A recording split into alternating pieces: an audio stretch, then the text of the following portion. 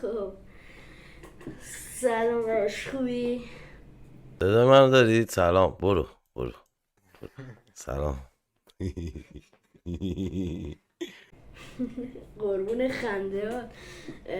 داشت فقط من از همین الان سوالا رو شروع میکنم چون باز همین الان برم چون من یه کار خیلی مهم دارم. داشت آهنگ قفس کی میاد؟ این سوال خیلی از بچه هست.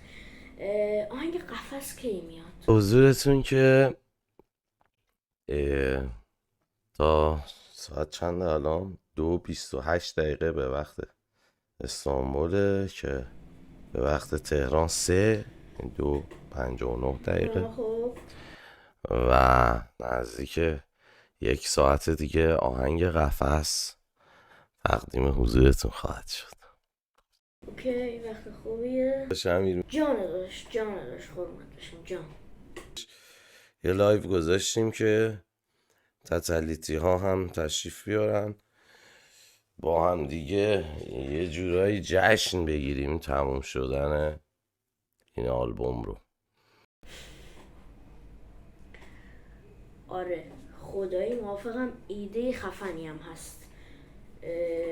واقعا موافقم. نفسامو بسته هم من به تو وابستم اما تو